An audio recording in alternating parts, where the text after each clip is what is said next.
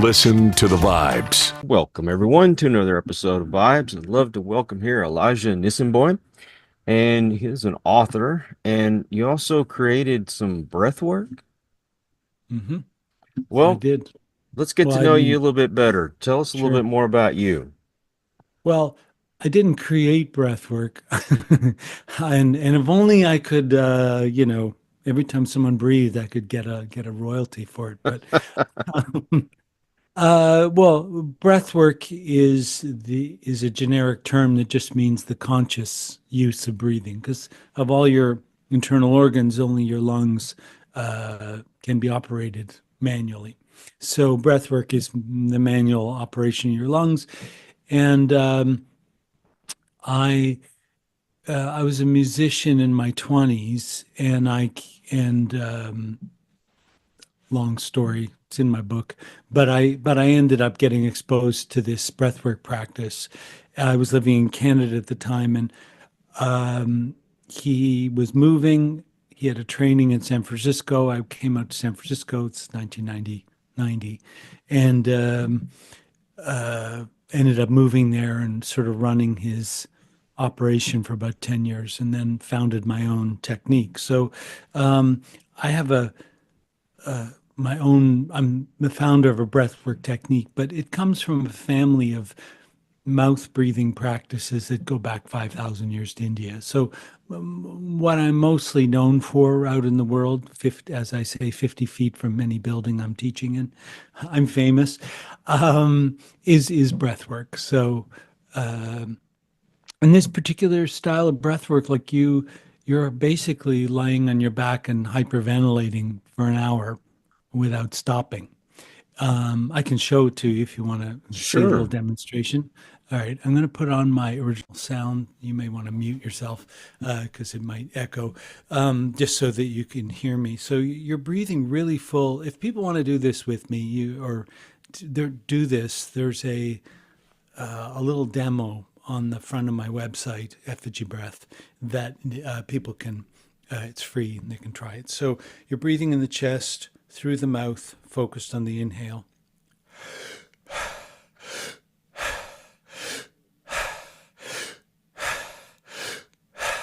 And you do it like that for 60 minutes without stopping.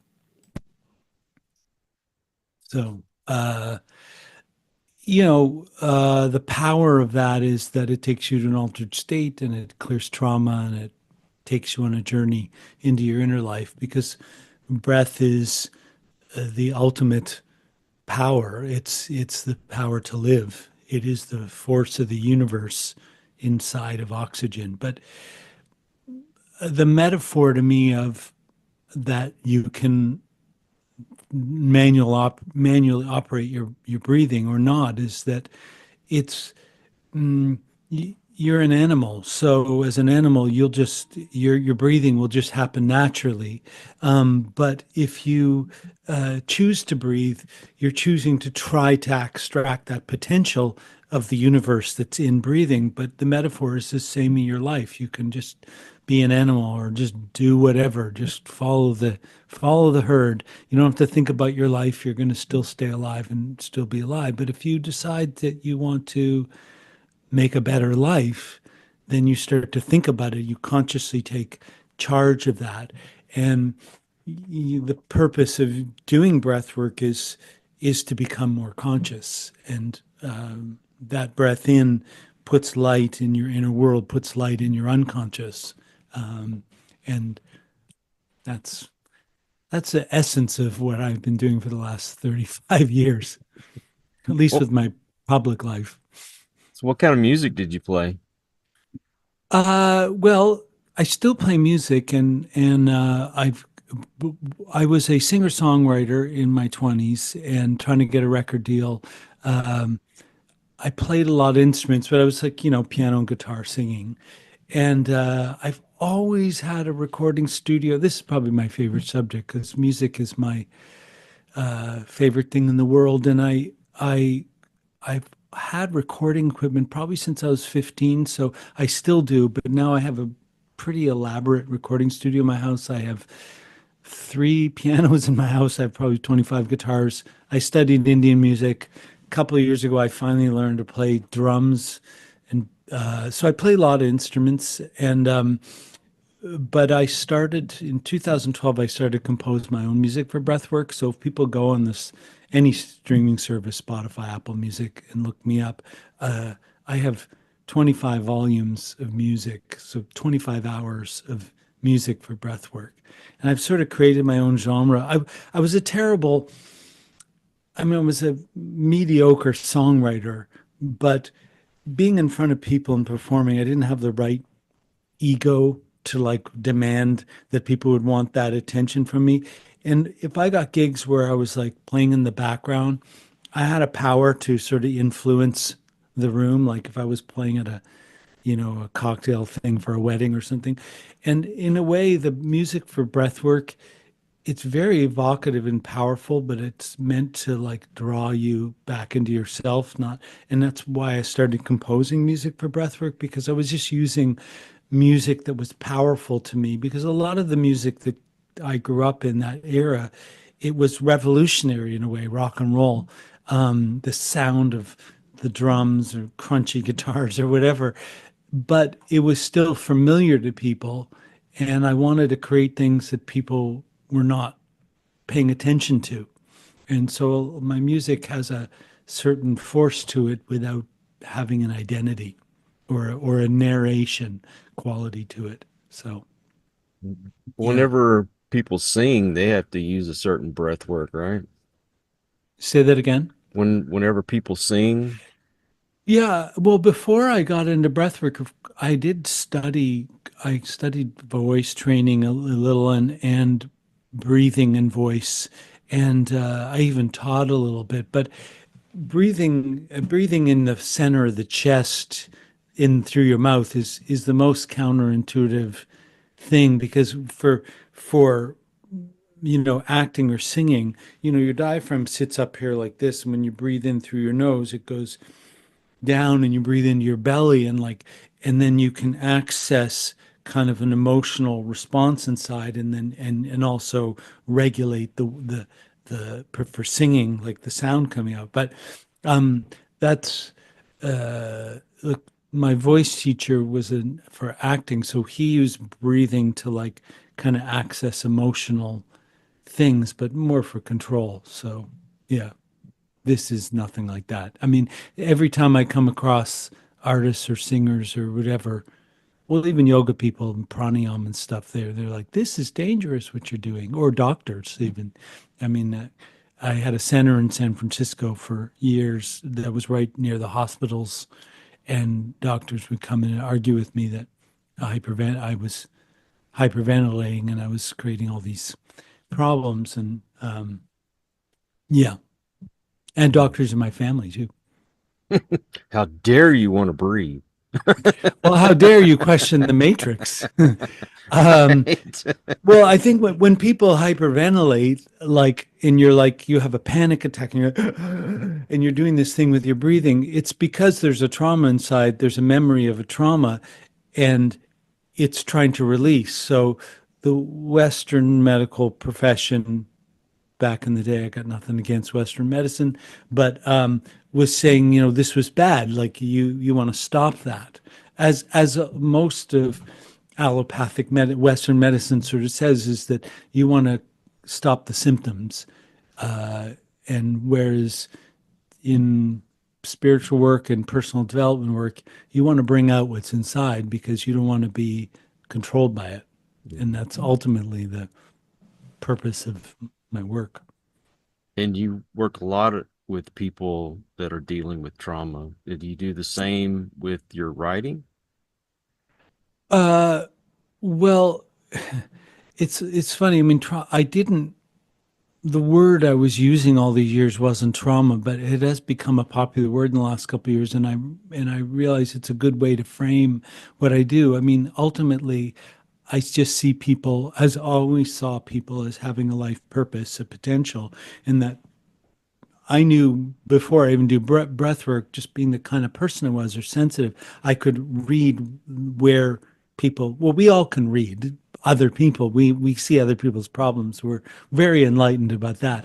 But I had a natural attunement to understanding, and also when people generally wanted to tell me their problems, I was that kind of a person. So when I started doing breath work and I could see all this stuff actually coming out into the light, it was sort of this confirmation to me of what I already felt or knew. So I just use that to free people. But if you ask, well, free from what? Like, trauma and conditioning is at the root of, I mean, everybody had trauma, just means whatever's unresolved, whatever you couldn't resolve at the time. So it could have been you got sent to your room for something that your brother did or something. Like, it's not, it doesn't have to be, even something you remember. So that's trauma and conditioning, which I think is probably a more relevant topic to what's going on in society. We had this little chat before we got on the air, just talking about how we're not going to talk about what's going on in society, but people question conditioning now, like, or whether they know it or not, they're questioning what's true. Like what they're being told by family, church, media, whatever. And because conditioning is, whether it's done for the right reasons, like even your parents or whatever, maybe they wanted to keep you safe and secure, but often conditioning is about fitting in for safety. So people are far away from who they really are. And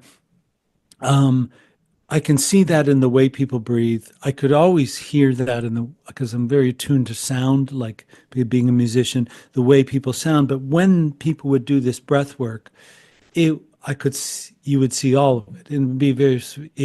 I still see all of it. It's this very emotional, evocative, powerful thing, and when a person's willing to go into the breath work and do that fully, like, they'll release all this, and their natural configuration of who they're meant to be will they'll go back to that, and then they can go out into life. And that's sort of what happened with me. And that's sort of why when I was a musician and I did the breath work, and why I followed that teacher out there, was because I had piano teachers who used to hit my hand with a ruler. So that was a trauma. These old biddies with the hormone glasses or whatever. And so I had this tremendous fear about expressing myself in public. Every time I went to go play, my hands would turn to ice and stuff. So when I first did the breath work, the first thing that happened was my hands became incredibly painful, and like freakily painful, and I wanted to stop. But once I had breathed into it, the first time I did it, it changed me irrevocably. So that's why I followed that teacher out there and learned his method. Well, with breath work, can it also help you with, say, dealing with anger issues and other things other than Yeah. quote unquote Well, trauma? I think if trauma's the cause, then anger's a symptom. And anger, worry, anxiety, control, blame, what are we missing? Sadness, depression, frustration, rage. Like, all these things they're definitely human. They're human, like everybody has them in some way or another, but they are all a function of being disconnected from who we really are. So if you can release the energy, then, like, anger, for example, just as is, well, in Chinese medicine, they say anger is the will to become. Like, anger rules the liver. It's thought of as a good thing. It's a creative power. Anger is trying to reset boundaries and put things in order. I mean, if you beat somebody up or throw a plate through a window, that's not anger. That's an action. Hmm. But if you think of anger as a state, it is a state of creative power trying to, like, make your energy go out. I mean, if because so generally, when things are out of order, you're not able to be in your flow. One symptom would be anger. So certainly when somebody, I do a lot of different things, but the breath work's at the center of it. But if I'm working with somebody, privately or in a program or whatever, I want them to be able to experience whatever they feel because that's what's there.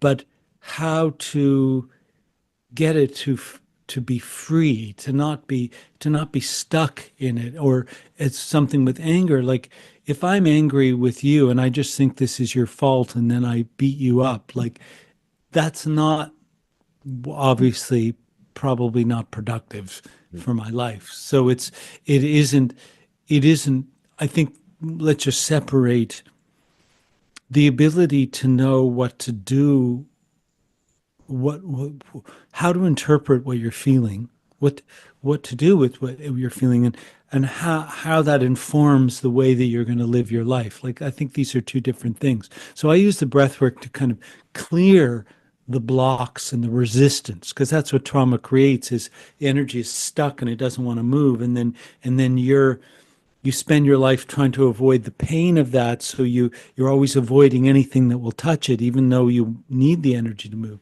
But after that, and that's sort of the second part of my work with people, is how do you manifest your life when you're just because I'm free doesn't mean I know how to live, and that's sort of a different process. Is how do you manifest who you really are out in your life, and particularly if you have trauma and conditioning, your tendency is to make choices and live your life in the wrong way. And so just because you free your energy up doesn't mean you're going to know how to do it right. It's a process. Well, I mentioned earlier that you're an author. How many books do you have? Three. Here's a fun trauma story. I mean, I failed most of school. I didn't read my first book till I was 15. I just gamed the system, and I remember being in elementary school, realizing that we did our homework, and we had to like turn it in and sign something or something. And I just realized, like, if I just signed and said I did it, I didn't. So I just didn't do anything till high school. When I got to high school, I had no skills. So when first I was doing many sessions in the mid 2000s, and I I could hear I was repeating something, so I wanted to write it down, and I realized like there was an idea of what I didn't know what my work was. I was just doing my work with people. So it took me 7 years to write my first book because I didn't know how to write. I was, and then in 2020 I wrote my second book right here. It's called The Liberated Life. Um, A Liberated Life is a little songwriter play on words because it's not the liberated life, because it's a little bit of a memoir, but it's also about the process of liberating yourself. But this book, The Trauma Code, which I'm proud of, is only 100 pages. Took me a week to write 300 pages, but took me 2 years to make it 100 pages. So this is the closest I've come to sort of explaining what my work is. So and in the last 2 years, I tasked myself with I like a list, newsletter list, and I just started writing every day, and it was grueling and painful and difficult. But I found my voice, and I've learned how to write. So now I'm actually I can my writing sounds like the way I talk, but that took me 3 books in 25 years. So, What's your other book? the first one's called, do I have a copy? No. It's called What's in Your Roots, Making the Unconscious Conscious. It's, they're all personal growth books. That book was really, without being about breath work, it was just about kind of a lot about the mind. And the second book is a little bit on the in between. There's a lot about the breath work, everything that I sort of thought philosophically about it. But the trauma code is, it really is the system that I do with people. And the trauma code, what it really means is that people think of trauma as garbage, like, it's something you want to get rid of. It's a bad thing that happened. So whenever people do personal development work or go away from sort of traditional methods, they think, okay, I want to get rid of this bad thing. So, and I'm saying that trauma has an intrinsic value in fulfilling your life purpose. There's a lesson that you need to unlock that's inside the lesson, that's inside the experience of trauma. So, trauma is the compost. And if you don't, it's sort of like my phone. If I swipe it, then I unlock the code, then I get all the access to what's in my phone. So people live in this unconscious resistance to the pain of the past, and then they live in the adverse effects of trauma. But if they can open up to it, then and learn and get that lesson, then they unlock the trauma code, that very problem becomes a solution. And everybody can relate to this because nobody's going to say like some of your bad breakups or these terrible things that have happened in your life didn't aren't part of the wisdom and the way that you move forward. But that's just something I observed over, tens of thousands of people, and myself, of course. Hmm. Well, if someone wants to get a hold of you, how do they do so? Uh, Effiji Breath, EFFIJI, effijibreath.com. And you can sign up for a newsletter if someone doesn't want to hear from me every day. You can either delete it or just don't get on my newsletter list. You can read my book, and there's a community forum. Those are all free. And then I have classes sometimes virtually, and I traveling in person, and then I have programs for people who really want to dig in. So you work with people one on one and in a group setting?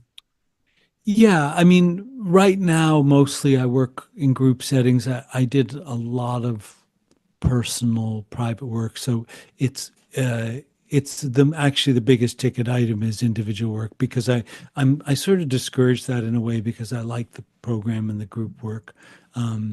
It's not the place to start. Like some people, I used to do readings and private breath work, and then also sort of like sessions with people. But I'm not really solving that level of the problem. Like if, like a class is like a $20 problem, a private session's whatever, 150 or $200 problem. I'm more about like the person looking for the person who has urgency around really changing their life. I'm doing a program starting February 2025. There's only 12 spots, 10 are filled, but there's 12 spots, and I'm going to spend 9 months with people, some of it in person, some of it online. So that's my favorite thing to do for the right person. Is your website the only place people can get your books? The Amazon, and it took us forever to figure out Kindle, so I'm just on Kindle, and then the audiobook is on streaming, as is my previous one, Liberated Life. So yeah, Amazon. Isn't Well, everything on Amazon? right. Exactly. And the almost necessary evil in this world, do you have social media? Yeah, I have a partner, Sarah, a business partner. We've been together for 12 years, and we, it's not that we hate social media, but um, for the kind of work that I do, I realize like, well, I'm not attracted to it really. And I realize that the kind of people who spend a lot of time on social media don't tend to end up being our people. Like there was this whole period during the pandemic, if you don't mind me saying this, is that like about how people would get business through Facebook ads and this and social media. And it's just another dog and pony show or whatever. And my I've been in business for 35 years doing healing work because I don't think of myself as in business. I just think of this powerful connection between humans. And I just during the pandemic I thought, well, it's so good not to travel and I could just do my work online and then just really realize like this is not for me.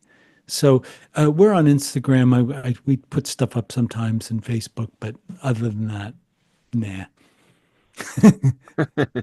Elijah, thank you so much for Yeah, your time today, man. I yeah. really appreciate it. I love your energy. You're such a open listener. I can feel that. Well, Yeah. thank you. Appreciate that. And I also want to thank all you folks out there. If you are new to the channel, I hope you'll come back. Please hit that subscribe button. And I have to mention something else. YouTube has decided that it wants to audit and purge. So I have lost over 500 subscribers in just the last few days. So check to see if you are still Yeah. subscribed. Everyone, please take care. Be kind to one another. God bless and peace. We hope you enjoyed this episode of Listen to the Vibes. You can catch us on Buzzsprout or wherever you listen to your favourite podcasts, and on YouTube. Follow us on Facebook at The Vibes Broadcast Network